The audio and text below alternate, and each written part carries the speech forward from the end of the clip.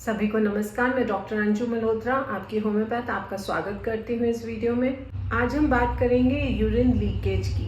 ये प्रॉब्लम बहुत ही कॉमन है।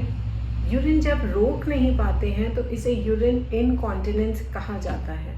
इसका सबसे कॉमन कॉज है डायबिटीज़। पार्किंसंस डिजीज में भी ये सिम्टम पाया जाता है, बट थोड़े से मॉडरेट या सिवियर केसेस में old age, urine infection, urinary bladder में स्टोन्स, ट्रॉमा, स्ट्रोक और ट्यूमर्स में भी ये सिम्टम हो सकता है। यूरिन लीकेज 4 टाइप की हो सकती है। पहला है स्ट्रेस इनकॉन्टिनेंस।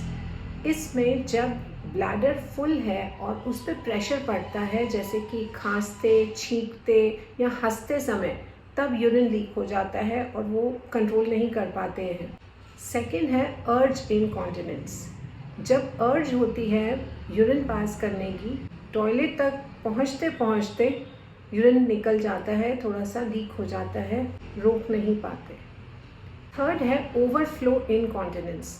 जब ब्लैडर कंप्लीटली एम्प्टी नहीं हो पाता हर बार यूरिन पास करने के बाद, तो थोड़ा थोड़ा यूरिन उसमें रह जाता है। इसकी वजह से बार बार यूरिन लीक हो जाता है और कपड़े गीले रहते हैं।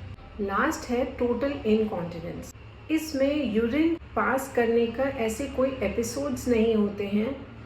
थोड़ा थोड़ा यूरिन हर थोड़ी देर बाद पास होता ही रहता है और उसमें पेशेंट को बिल्कुल पता नहीं चलता है कि यूरिन पास हो रहा है, और कपड़े गीले हो जाते हैं, बार बार गंदे हो जाते हैं और कपड़े ही बदलने पड़ते हैं बार बार, या फिर डायपर यूज़ करना पड़ता है।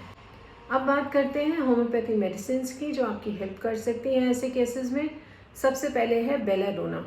बेलाडोना में शॉक की वजह से या ट्रॉमा की वजह से ये प्रॉब्लम अचानक से शुरू हो जाती है पेशेंट्स में, और स्वेलिंग और इन्फ्लेमेशन भी रह सकती है, जलन सी महसूस होती है ब्लैडर के एरिया में, और इसकी वजह है स्फिंक्टर का पैरालिसिस।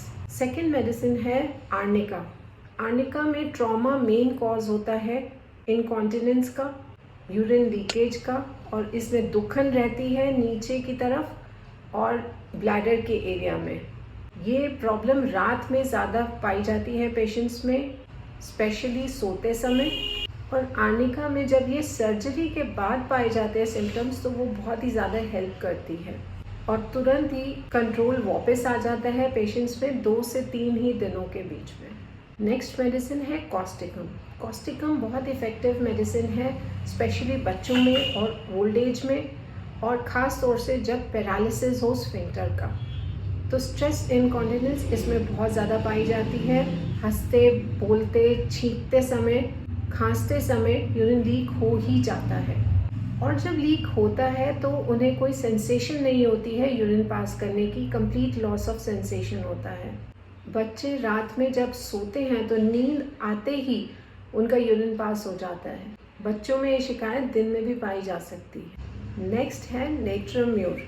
नेट्रम्यूर में प्रॉब्लम स्टार्ट तो होती है स्ट्रेस इनकॉन्टिनेंस से, कि सिर्फ जब प्रेशर होगा तभी ये प्रॉब्लम देखी जाएगी, लेकिन धीरे धीरे प्रॉब्लम बढ़ते बढ़ते टोटल इनकॉन्टिनेंस तक पहुंच जाती है और यूरिन पास होता ही रहता है हर थोड़ी थोड़ी देर में। फिर पेशेंट को कपड़े बदलना पड़ता है या डायपर यूज़ करना पड़ता है। और लास्ट मेडिसिन है हमारी पल्सिटिला। यूरिन रिटेन करना पल्सिटिला के पेशेंट्स के लिए बहुत डिफ़िकल्ट होता है, बहुत मुश्किल होती है उन्हें यूरिन रोक कर रखना, इसलिए हर छोटी एक्सर्शन पर भी उनका यूरिन लीक हो जाता है, जैसे कि उठकर बैठना, टर्न करना बेड में, चलना, इतनी सी छोटी एक्सर्शन पे भी उनका यूरिन लीक हो जाता है।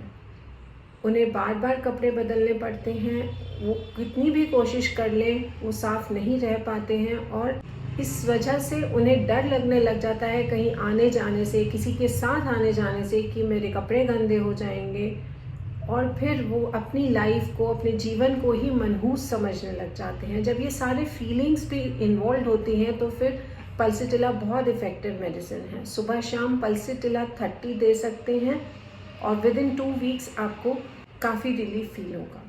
ये थी top 5 homeopathic medicine urine leakage की प्रॉब्लम के लिए, बट इनके साथ साथ 5 तरीके और भी हैं जो हेल्प कर सकते हैं आपकी, वो मैं नेक्स्ट वीडियो में आपसे शेयर करूँगी। तब तक के लिए स्टे कनेक्टेड, स्टे हेल्दी।